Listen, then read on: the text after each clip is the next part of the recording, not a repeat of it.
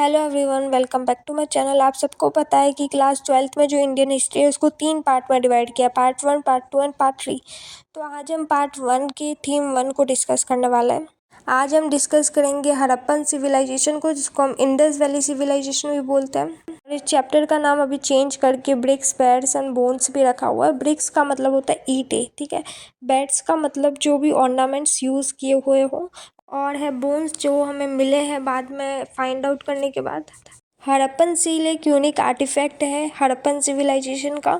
ये एक स्टोन से बना है जिसका नाम है स्टेटाइट, और ये 1 मार्क्स के लिए बहुत ज़्यादा इंपॉर्टेंट है।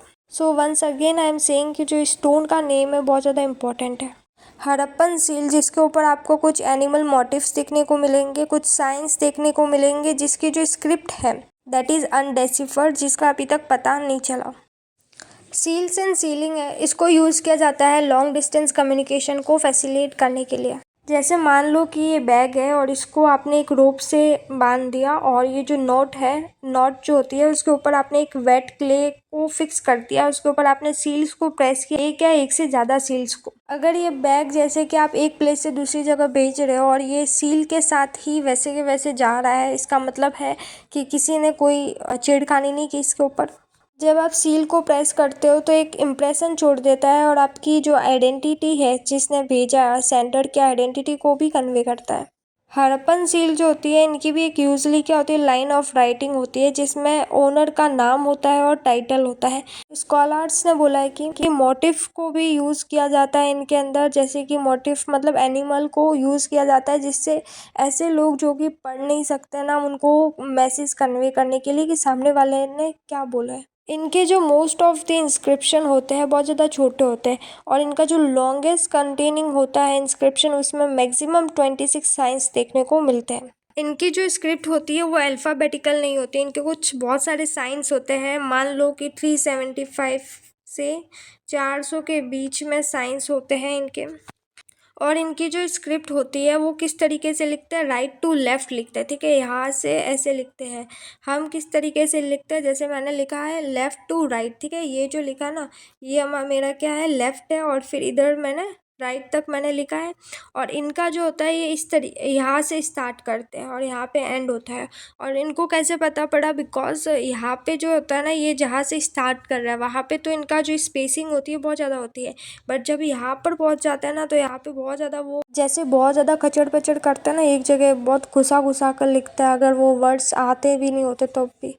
अब हम वापस इंट्रोडक्शन पे आते हैं। तो आर्कियोलॉजिकल एविडेंस की मदद से हमें लोगों की लाइफ के बारे में पता पड़ा है जो उस रीजन में रहते थे। आर्कियोलॉजिकल एविडेंस जैसे कि है ना, बहुत सारी जो चीज़ें इनके जाने के बाद रह गई पीछे, जैसे कि इनका घर, pots, ornaments, tools and seal, ये सारी चीज़ों से हमें इनके बारे में पता पड़ा।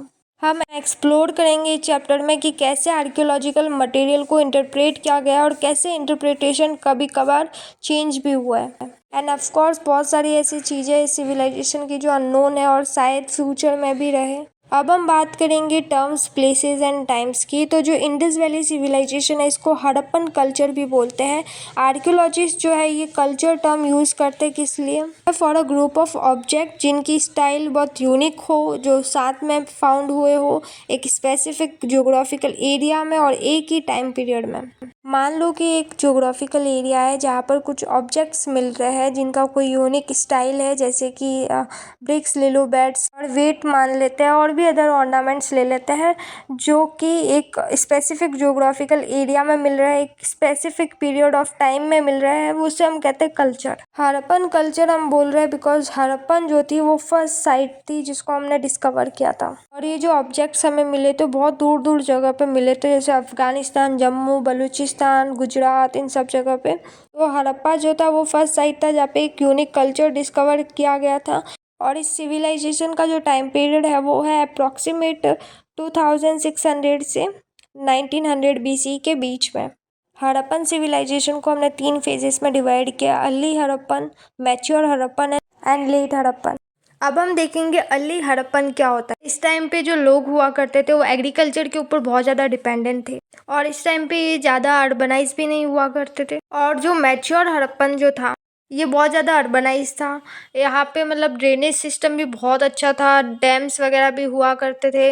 ये जो रोड हुआ करते थे यहाँ पे, वो भी 90 डिग्री के ऊपर इंटरसेक्ट करती थी। अगर लेट हड़प्पन की बात करें तो इस टाइम पे सिविलाइजेशन फॉल होने लग गई थी। इस सिविलाइजेशन के ख़त्म होने के बहुत सारे रीज़न बताए लोगों ने। कोई कहता है कि अर्थक्वेक आ गया था, और किसी का बोलना है कि प्लेबिसाइट आ गया था, कोई कहता है कि ग्लोबल वार्मिंग की वजह से। अब हम बात करते हैं इम्पोर्टेंट हड़प्पन साइट्स की। तो सबसे पहले है आपका मंडा, जो कहाँ पर है, जम्मू में। उसके बाद है बनावली और राखीगढ़ी, दोनों ही हरियाणा में। इसके बाद जो कालीबंगन साइट है वो भी बहुत ज़्यादा इम्पोर्टेंट है, और ये आपको देखने को मिलेगी राजस्थान के हनुमानगढ़ में। इसके बाद लोथल जो है वो भी बहुत ज़्यादा इम्पोर्टेंट है, ये कहाँ पर है, गुजरात में। उसके बाद रंगपुर, नागेश्वर, ये भी इम्पोर्टेंट है, और धोलावीरा तो बहुत ज़्यादा इम्पोर्टेंट है। अगर हम पाकिस्तान की साइड की बात करें तो चानो दारो, वो भी बहुत ज़्यादा इम्पोर्टेंट है, जो कि पाकिस्तान में है। उसके बाद कोट डीजी और अमरी, दोनों ही इम्पोर्टेंट है, और ये दोनों ही अर्ली हड़प्पन साइट्स हैं। उसके बाद है बालाकोट, जो कि इम्पोर्टेंट है। और उसके बाद वेस्टर्न मोस्ट इम्पोर्टेंट साइट की बात करें तो है सुटका गेंडोर। फिर सबसे ज़्यादा इम्पोर्टेंट साइट है आपकी मोहनजोदारो एंड हड़प्पा। फिर गनवेरी वाला भी इम्पोर्टेंट है।